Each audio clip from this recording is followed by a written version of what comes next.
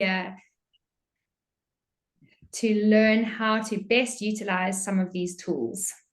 Please feel free to drop a line in the comments to introduce yourselves. A lot of you have already done that, so thank you. We do love to know where you are signing in from, and we love the weather update. Do you mind? Next slide. Oh, of course. So to introduce myself, I'm Juliet. I run the digital services for MZN, and alongside me is our fantastic MD, who we all know and love, Chris. Today, we look forward to talking about everything AI and how it can assist us. Please do note the slides and recording will be shared with you after the webinar via email. If you do not receive them, please feel free to email us at hello@mzninternational.com, or as mentioned before, you can take a look on our website. We load all of our past webinars on the website and on our YouTube channel, which is MZN International. Next slide. So today we're going to be looking at these key points on AI, the practical uses, so how we can utilize the tools available to us. We really, in this day and age, we need to grow with the technology available and not turn a blind eye. We can be smart about how we best can use AI. The second point we're going to look at is a warning. So of course, with AI, there's so much that we put our full trust into, but we cannot fully trust AI. We always need to check our facts, but Chris will definitely be going in much more detail on this. We will also be looking into the future, what's to come, and how better to use this technology. And a very important point for all of us, do we adapt or do we perish? So we need to move with the technology of today. And Chris, again, will be going into more detail on this. So a big thank you to all the NGOs that we are currently working with in a funding partnership. So as most of you know, we are ready and able to assist your organization with funding support. We boost monthly funding intelligence, provide proposal development and support, and strategic advice to NGOs. We have worked with some incredible NGOs around the world, and we love to assist and grow with your organization. So please do feel free to shout out. All right, on to AI. So some of these you may know. So we have ChatGPT, which was probably the first one out there that we've all heard about. Grantable. Oh, I think my colleague has just lost interconnection. I'll take over. So these are some of the tools we are using right now. We've been using them for about a year now. ChatGPT or Grantable. Under ChatGPT is Consensus. We'll talk about that in a second. Fundraiser, Better Proposals, or Gemini, formerly BART. These are tools that we all love and hear. And our NGO partners around the world who we work with in a funding partnership have been using many of these, and we have been using many of these with them over the last year. So the idea of today is just to share some very practical tips, some useful prompts that my colleagues in the funding team and I found useful over the last few months. And hopefully you find them useful. And then we'll talk a little bit about the outlook, as Jules has said. Right, diving right in. We found it quite useful for AI or general purpose language modules to help us with a track record. And simply by uploading a project report of a past project you have done and generate a track record summary, you can see the prompt that we've been using that has generated decent results, or decent enough results at least, where we asked, in this case, I think it was Consensus, to say, hey, please summarize the enclosed project report to be used as a success track record in a proposal using a factual tone, highlighting 3 key achievements of the project in bullet point format. And then we attached the project report from last time, and it generated a decent enough summary. So that's a really pragmatic tip that we found to be quite useful. Equally, scientific referencing. Under ChatGPT, there is a GPT called Consensus, which we used for part of the context analysis in a proposal. Now, the difference of the normal ChatGPT and Consensus is that it gives us academic or scientific referencing. So we've used this prompt that you see down here. In this case, it was about the impact of climate change on GPT with no more than 200 words. And it summarizes that, and then it gives us, I'll give you a little screenshot here. Jules, I'm not sure, can one see my cursor here as well? Does that come up? Yes. Yeah, okay. See that little screenshot here, and you see it's starting to put the links together, and you can just copy and paste those links into your proposal, making that awful referencing job just so much easier. We checked a fair amount of them, and they seemed to be good. They seemed to be really available, and you can even define the referencing method. That was quite useful. So use the Harvard system, use the Oxford system, use whatever scientific referencing method you want on any particular topic. So hopefully that is a pragmatic tip. What was also good is using it as a soundball. So when we are seeing into the TORs or into the RFP, the request for purchase, we've actually drafted a response and asking the AI, hey, do I actually answer the question? So we've uploaded the relevant section of the RFP. Sometimes you need to copy out that particular question in the RFP. And upload our draft answer and just gave it that question. Hey, does my draft wording below answer all aspects of the question? And it came up with a useful list of what the general language tool understood our answer is. And that made us think about maybe we could answer better. So it was a good text editing exercise. Hopefully that is useful to you as well. Moving straight on. We're finding it particularly useful in improving the readability and ensuring sort of a consistent tone by redrafting the content received from non-native speakers. Using a prompt like that at the bottom, where we said specifically that we don't want the language tool to add any other content from any other sources. That's quite an important first part here, this without adding any other content from any other sources. And then we asked it to reformulate and summarize this into professional language, defining which English we want, American English or British English, and the word limit. And it came up with some very good results here. I found this to be particularly useful when working with local implementation partners who should lead the implementation, who should lead the design of the proposal as well. That sped up and increased the understanding between us, even by email, really significantly. So that's my personal favorite in where it was pretty useful. There are a few other things where we thought it was not so useful, and I would like to share those with you as well. Overall, we're finding that AI for proposal writing or business development purposes is not performing so well. So when we ask it, for example, to generate a list of donors for a specific location, it just missed out a ton of them, and a ton of them are not even relevant anymore. Equally, when we asked it to create a list of thematically interested donors, it was very weak. It fabricated facts. We didn't get any useful summaries on. Here's a bit of a danger as well, that if you then go by that list, so if you're asking it, hey, dear ChatGPT or whatever, can you please give me a list for donors addressing gender inequities in Western Africa, that list was wildly wrong. So I would definitely not use it for that purpose. Equally, we thought it was okay or even good to generate a summary from a previous proposal to recycle this year's proposal. That wasn't too bad, with the one big disclaimer in that the AI tool has no concept, very obviously, of stating what is actually important and what isn't.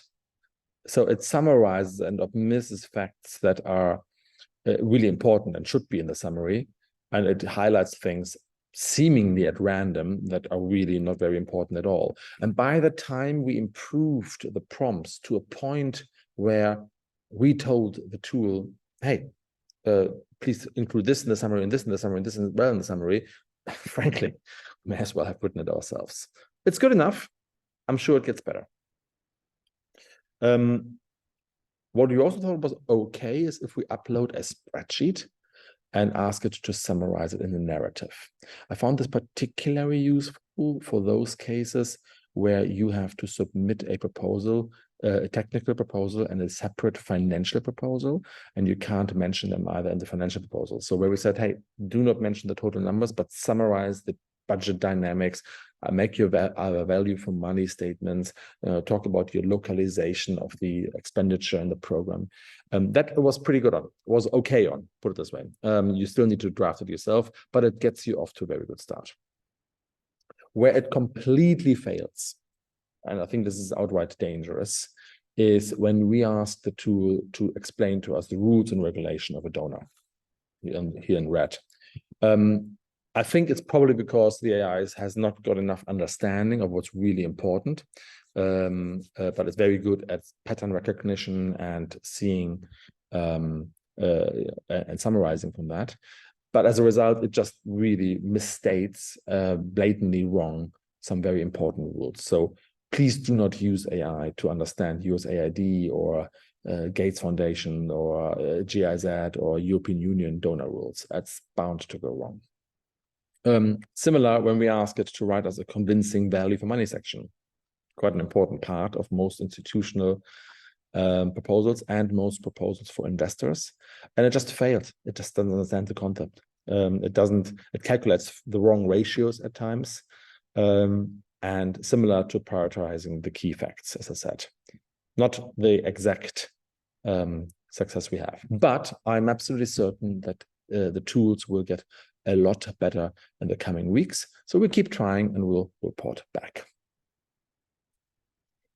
By the way, Jules, did you say that the questions should be put in the Q&A? Does everybody? I've just popped it in the chat. Thank you so much, Chris. Yes, Sure. please Okay. pop the questions in the Q&A, not in the chat. I have just mentioned. Thank you so much, Chris. Yeah. I wasn't sure whether I was mentioned. Okay, let's have a quick look at those were the practical tips where we found AI tools to be useful and where not in proposal writing. Let's have a quick look. I had a chance to speak to Sam Altman recently. He's a CEO of OpenAI. And upon asking sort of, what's the outlook here? Where will we be with AI in about 2 years? There wasn't really a good answer, and I don't blame him. I think he generally doesn't know, and he's very open with that. But he just said, look, the tool will be able to do probably everything better. But what specifically we can do with it, what specifically we expect from a rapidly evolving technology like this is unknown, even to the creators. And that made me think of this driver here in a storm on a windy road. We are developing this, or this is developing with terrifying speed. It's if you compare what AI can do even just a few weeks ago to what it can do right now, it is I don't have any data to this, but it's rapidly advancing. Must be one of the fastest advancing technologies in human history. And there's zero or very low visibility. So how we actually build it in and how we use it has to be assessed on an almost monthly basis right now. That was certainly a take-home from that conversation. Similar, a bit of a warning. There are major risks. The first one being, as I mentioned before, that the tools cannot yet, at least, differentiate between what's really important and what's not really important. It sounds extremely convincing, and it gives you this convincing language that would make users without relevant information, without subject knowledge, so junior users, easily fooled in thinking that that content is correct and relevant. So if you have, some more, when it's a new topic, asking an AI tool to give me a summary of what's going on in this country or on this topic is really misleading. You'd be much better served reading the relevant publications written by humans.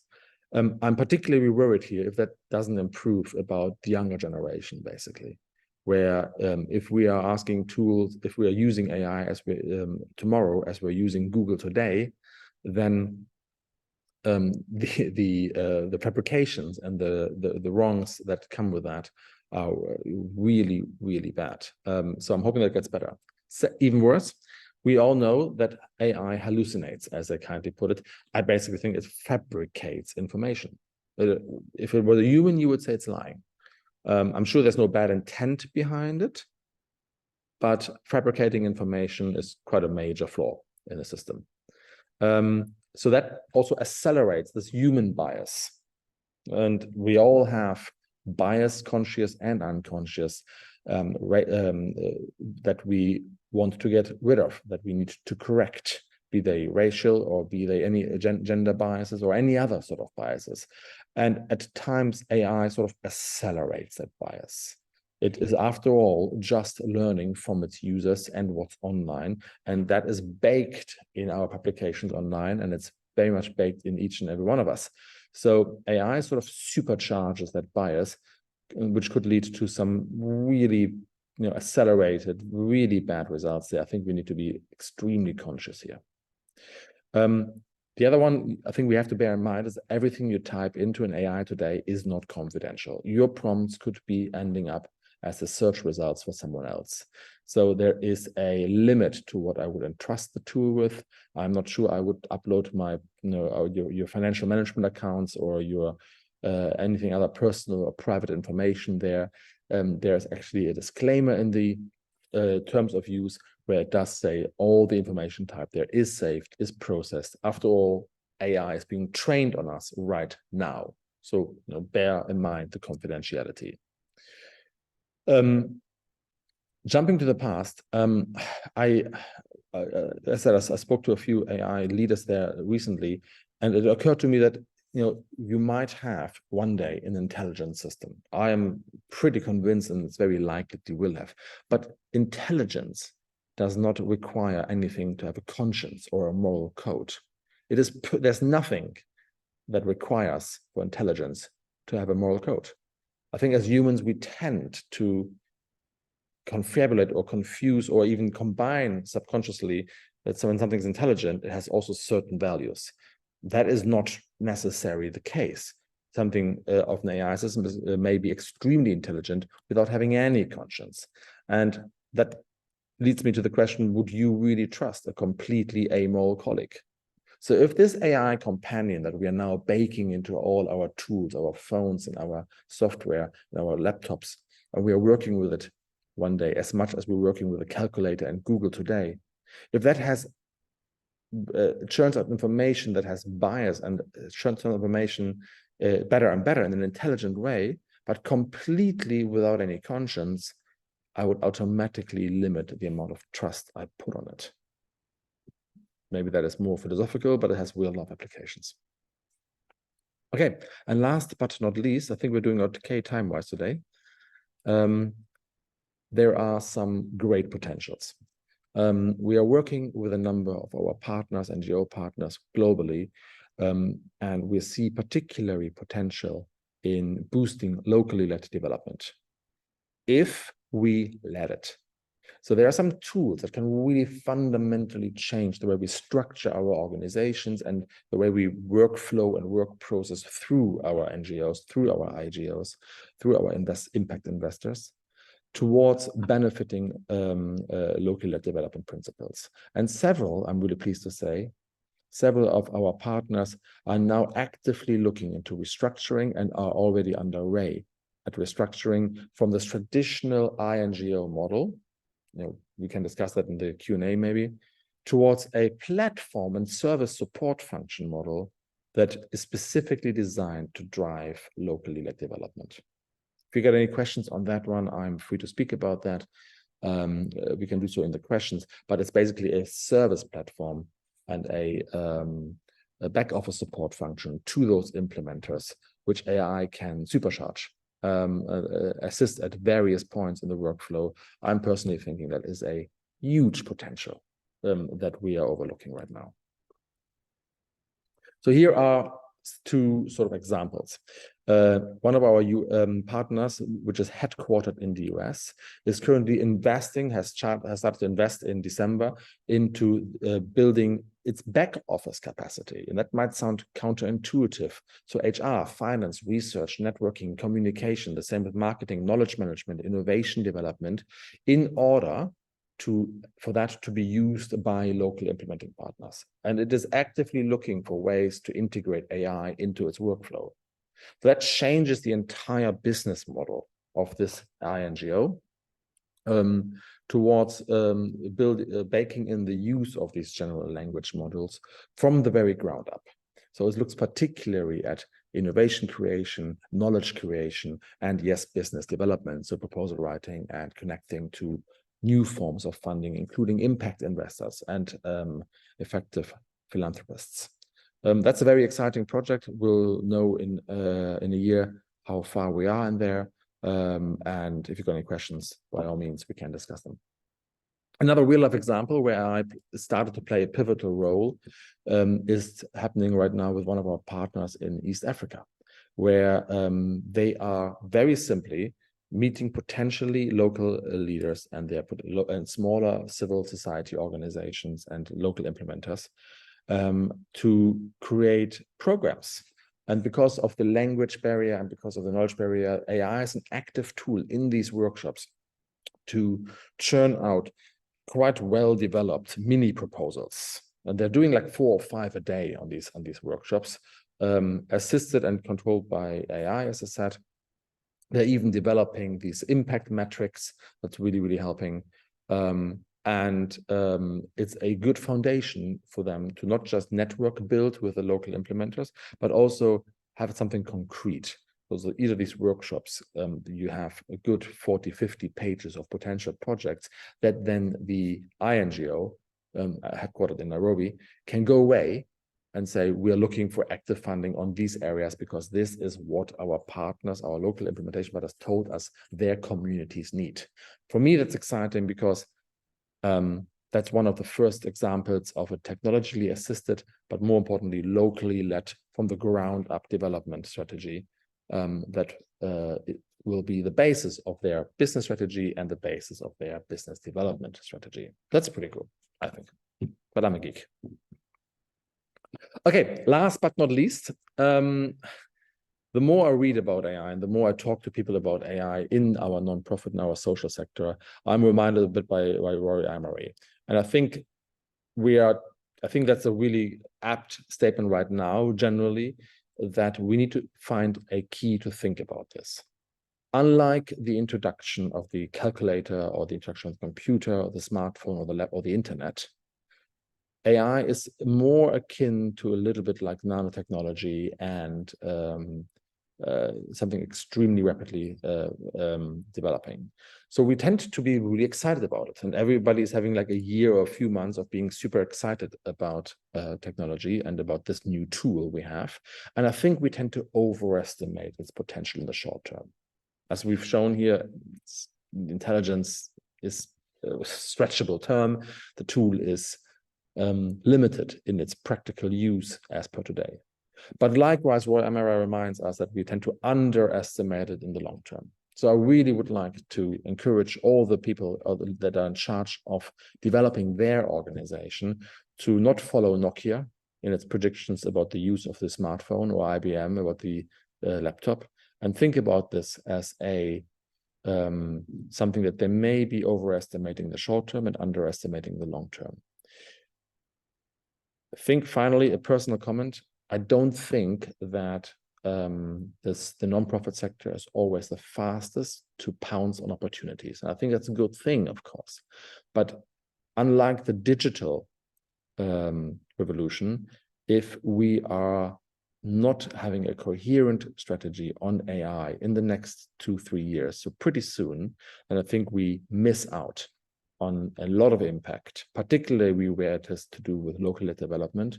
And that would be a real shame and probably put the SDGs into further distance away. So I'd really encourage everybody to take Roy Emery's law into consideration and think about how we build that in. Good, that's pretty much it, except for a little bit of fun. This will be shared with you by email, and one of our colleagues has asked for a donation appeal to be written in the Vanilla Ice style. You know, if you're as old as I am, you still know Ice Ice Baby, the song, and I'm not going to rap it out, but I thought it was too good not to share. You may remember the lyrics, and this is your next donation appeal delivered by AI writing tool. hope you enjoy that. Back to you. Because I'm very disappointed. I thought you were going to wrap it for us. Well, I'm sorry. Have you ever seen me rap? It's awful. I wouldn't put that on anybody. It's terrible. Oh dear. There we go. Yeah, I think we are pretty much there. You can contact us here. Jules, you got a few announcements on dates, and then we can go to the questions. Is that right? Yes, exactly that. So as you know, our training courses are back in full swing. We've just recently hosted a fantastic training course, Right Winning Proposals in Amsterdam. It's gone very well, and we are looking forward to the rest of our training courses happening this year. So please do take a look at our website. We've got all the training dates, information, everything available to you. We have a training manager, Nicole. She's available on WhatsApp with any extra questions or via email. So all the information is found on our website under the training courses page. Of course, we have more exciting webinars upcoming. This is also on our website under the events tab. We can see our next webinar is Building the Future NGO, Embracing Agility, Entrepreneurship, and Digital Innovation. This is very exciting topic as we all need to grow and change as the world becomes more and more agile. And that's on the 29th of February, which is a leap year day. And then another favorite webinar topic is how to get donor mapping right. This is always very popular, so please do register and sign up. This is on the 14th of March, and we look forward to having you there. Great. I think I can stop sharing the screen, right? I think you can. So we've got quite a lot of questions here. I'm just going to go from top down. I've tried to answer quite a few of them if they have come through and I was able to answer before. So an anonymous attendee has asked that they're interested in cybersecurity implications. Where do we need to be careful?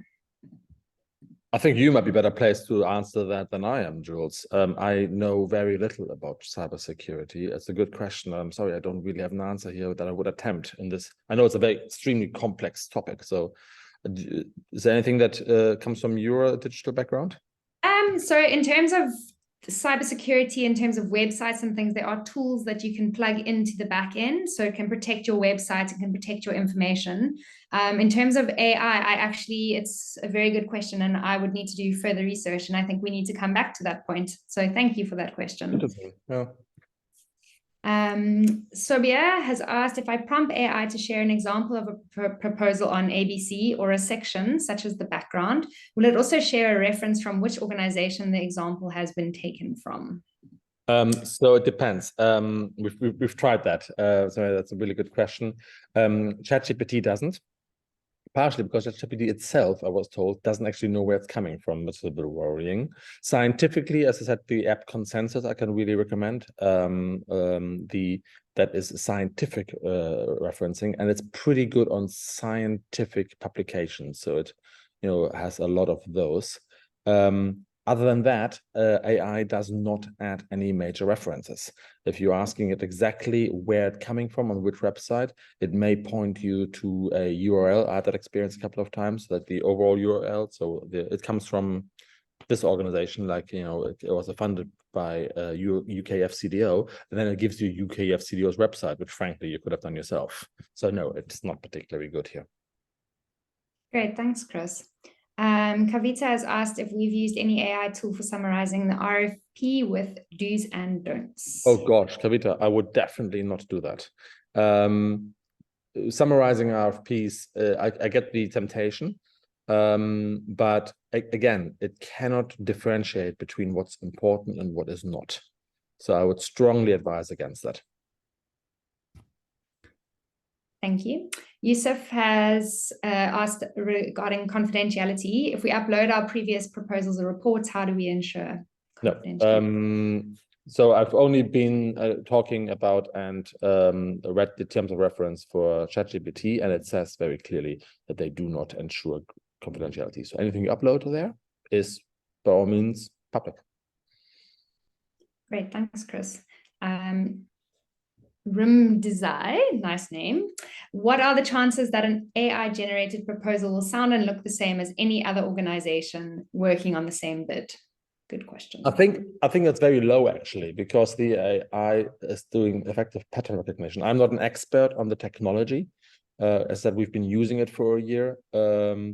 But I'm worried by the question. If you're really thinking about writing an entire proposal by AI, it may sound very convincing. I promise you, it's going to be absolute without any substance. Please don't do this. As I said, I've suggested 2 areas where it's pretty decent, like creating the track record, for example. It's a really good application of it, but even there, you still need to add it.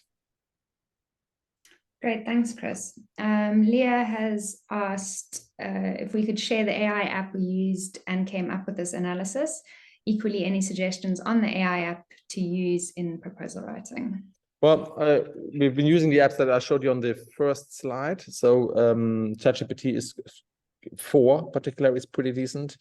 I found some of them not so convincing. There are some apps which promise to proposal write. Right now, you can buy a subscription for it. Personally, I found this extremely US-centric and extremely vague. Was more, guided towards fundraising campaigns where some nice language was put around. As you've seen, you can even ask for donation appeal in the Vanilla Ice style. That's pretty decent on it. But no, I did not see an app beyond those ones I shared that is particularly good. I was impressed with the consensus one for scientific referencing. So for your background section on your proposal, when you say, summarize the reference, the state of something, a scientific question, mangroves in Nigeria, we recently did, for example, a background on, produced me a page on that one with references. That was okay. That was good. Great, thank you. Heidi has asked, can you use AI to search previous proposals for relevant content? No, very clear answer. We've tried that. So great. Leah has asked again, recently I've seen requests from funders, minimal though, asking that we don't use AI in our applications. Can you suggest we can harmonize with this request?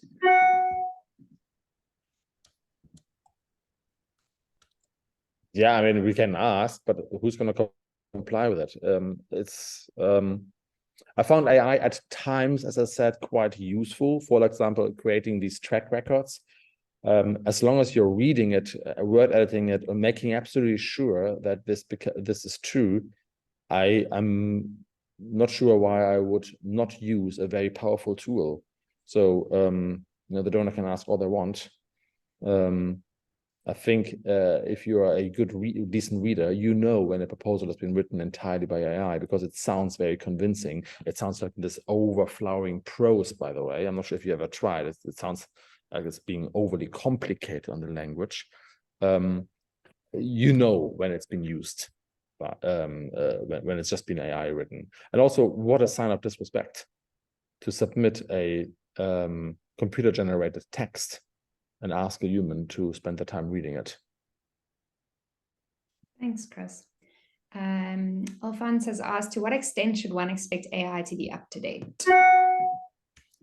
So ChatGPT 3.5 has a cutoff limit, I think a few months ago, or in 2022. So it doesn't consider any newer sources.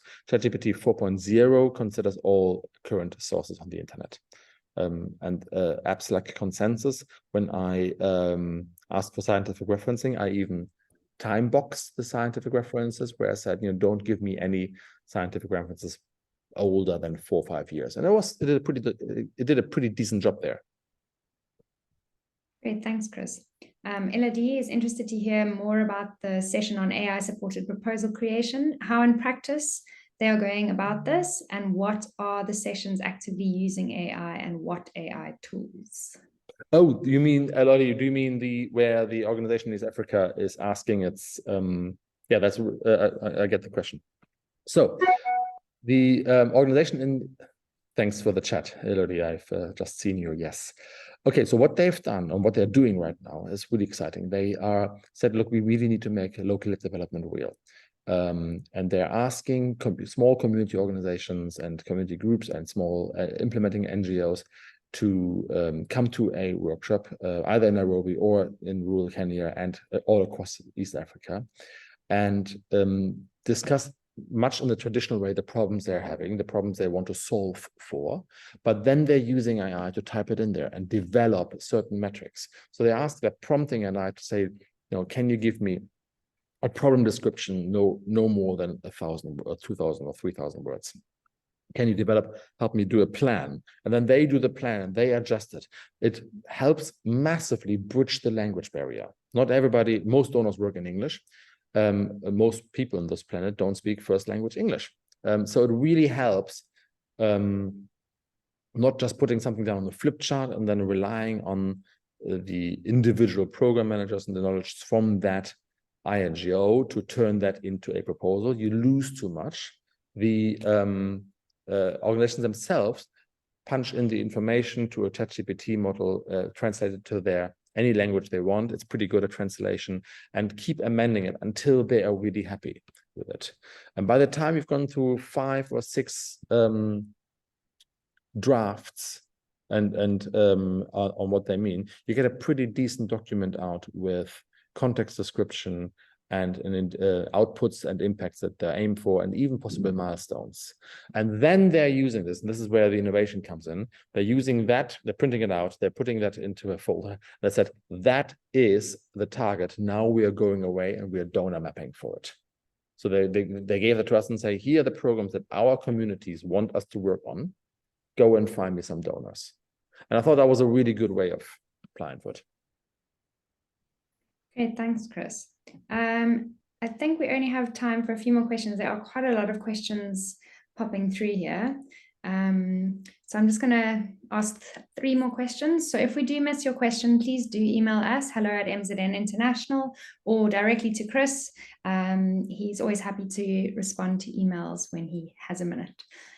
So Yusuf asked, which I find this quite interesting because I love looking at the prompts available, but are there ready-to-use prompts, instructions, or questions that you recommend for proposal writing? Do we now need an AI to write the AI prompts? But I shared a few prompts in this presentation, so you can use those.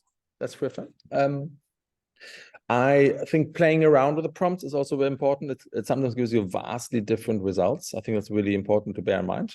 And then finally, there are various websites which show good prompts, and prompt trees are coming up with the website. So if you're searching Google or Bing or whatever for prompt trees to put something into an AI, then you get some interesting, pretty cool results. People have experience with that, and they're publishing that, and that helped me a few times.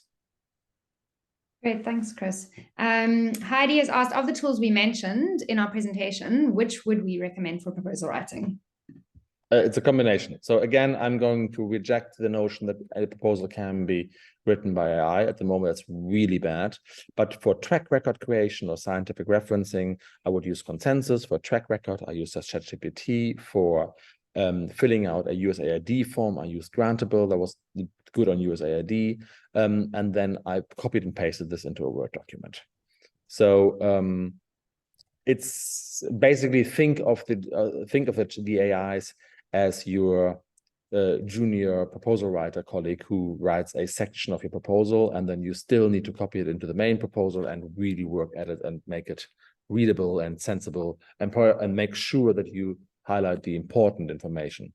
I think if we are treating it like that, so then we have a very powerful tool at our hands.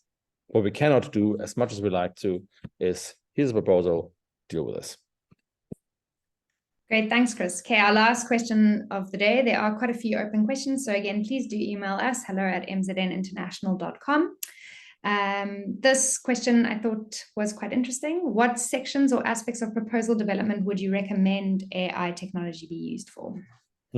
So the track record, as I said, if you have previous programs in that area, either geographic area and or the thematic area, loading up that project report, bear in mind confidentiality, most of them, they're public anyway, loading that up and say, summarize this in 2,000 words with in bullet point format. That was pretty good as a track record statement.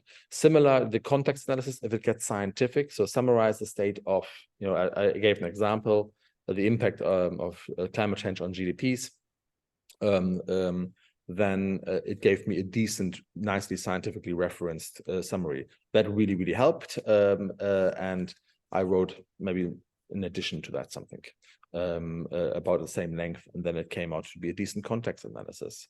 I also find it very useful to upload the rules and regulation manual when I'm searching for something proper. So if you look at, for example, the rules and regulation manual of the European Union, it's a practical guide.